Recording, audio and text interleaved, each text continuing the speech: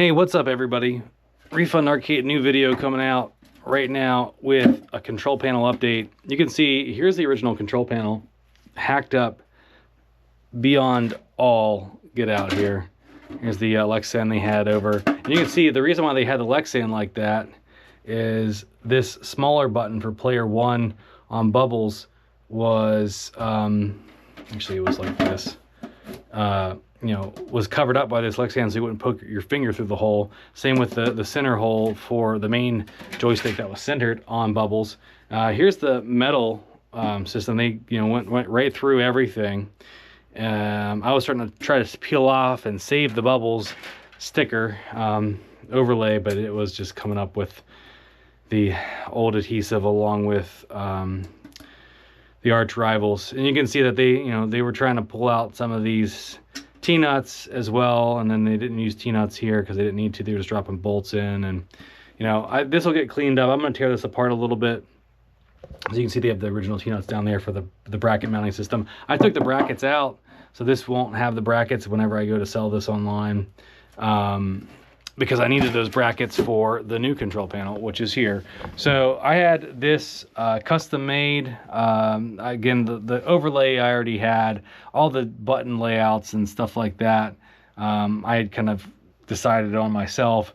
And then there's a great wood craftsman, Tony A. I'll just say Tony A. Folks that know Tony, that he does Williams control panel reproductions, whether you need the metal set up for I could have got him to make me a whole new bubbles with the metal and everything, just like the original, but in this case I wanted to customize a control panel that was the shorter one to do 2 players and be nice and fresh. In this case I had the new old stock overlay for Pigskin.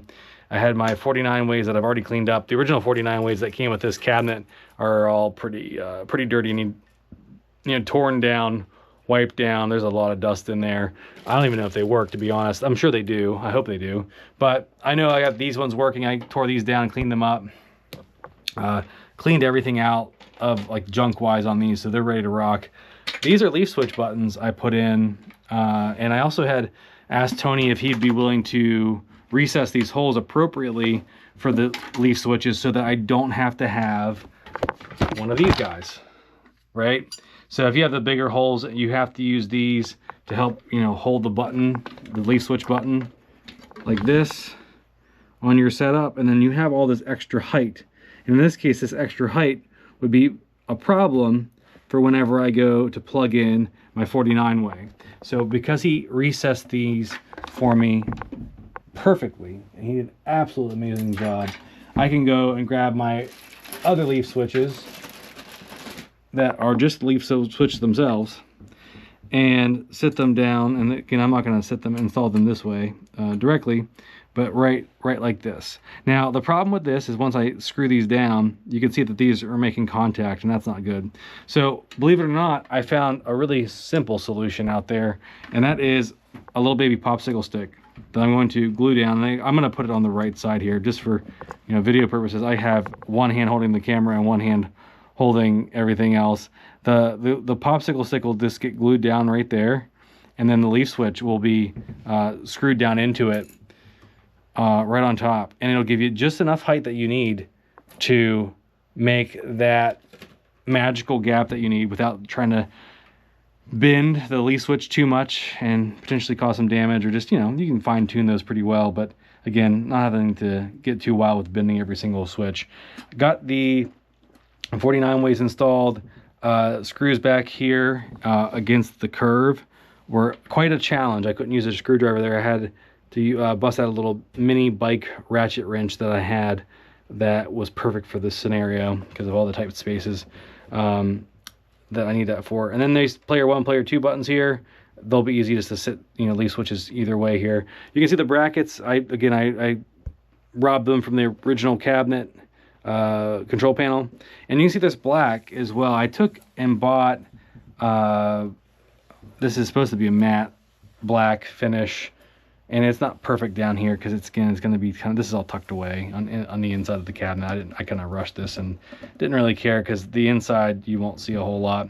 But on the outside, I covered the whole thing in black because, as you can see with the original kind of new old stock overlay, it just stops down here at the bottom because the Williams control panel is just so much real estate when you even go down to the bottom. So I had covered everything in black and then put this overlay on top and got the buttons installed and the joysticks, and just need to get everything wired up. So I cannot recommend Tony enough if you need something built out. I found him via a Facebook group as well as on Clav. I reached out to him and he was very quick to respond, as you've heard me talk about in previous videos. This is a reproduction piece. I have the original one sitting over there that's all kind of banged up and originally stapled on. I'm going to actually E6000 this piece on, and it needs to be trimmed up because it's made for the longer cabins, just in case you have one. But this is a shorty because it was a Bubbles. And just that'll really kind of polish off the control panel whenever you get it, you know, mounted up against that flush bracket spot up there. So, you know, I built my own harness for the control panels, or sorry, the joysticks a while back, and this is a harness that I built specifically to work with how the Pigskin's asking for, like the separate 5 volts here, the ground, and then all the button combinations for each controller. So I haven't looked at how the Arch Rivals does it.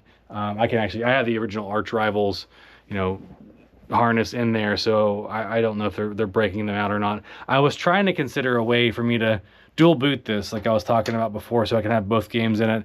To be determined still. Gonna get this wired up. Then once it's wired in an easy spot for me to drop it in, we'll hook it back up to the control panel. You can see right up here, there's the cabinet. The control panel sits on this kind of piano hinge with these square bolt spots. And so I had made holes already within the bottom side. Now these holes were not there whenever Tony sent it to me, and that's fine because I think it's best for me to, you know, put them in myself, because that's where I needed to make sure I got the marks, you know, appropriately, so it'll drop in perfect. And yeah, that's the control panel. Almost done with that bad boy. So happy with how it turned out. I think I'll have, honestly, probably one of the nicest non-dedicated kit-based Pigskins in many places, like in maybe the world, who knows. The reason why I say that is there is custom artwork coming soon. I've paid for it already. Haven't talked to Jeff yet in detail. I know he's been busy, but we're going to be getting some custom artwork to put on the sides of the cabinet. We have the new old stock overlay. We're going to have a new old stock marquee up here that I got to trim still. It is going to be a pretty cool looking cabinet when we're done. Lots of other electronics we have to do still, wiring up the coin door. I'm going to be gutting and reviewing everything about the Arch Rivals harness that's already in there. We've got to build out our new support for power and everything like that for the isolation transformer, the marquee lights. We're going to be gutting a lot of this stuff out, like I've talked about in other videos, and putting all new wiring in, outside of actually using a original, you can see over there, original dedicated harness for the Pigskin that I bought online a while back. So it is it's going to be cool, and we'll probably end up buying or making our own custom harnesses as well. RK Parts and Repair has all the stuff we need wiring wise, as well as, you know, the various male female connectors, etc. And, you know, rather than using some of these old wires, which we could, there's no harm in it, I mean, but, you know, if we can clean up everything inside and use pretty much almost all new wiring, in my opinion, you kind of bulletproof it a bit more, because you're using something that's not been sitting around and exposed to. It hasn't really been exposed. I mean, not really. I mean, these are all covered up with, you know, proper insulation on the wire and things like that. But again, you know, over time, these you know, don't last forever. Some of this harness is almost as old as I am, so we need to consider putting some newer stuff in. So stay tuned, another video coming up. Check out this control panel, beautiful, right? See ya.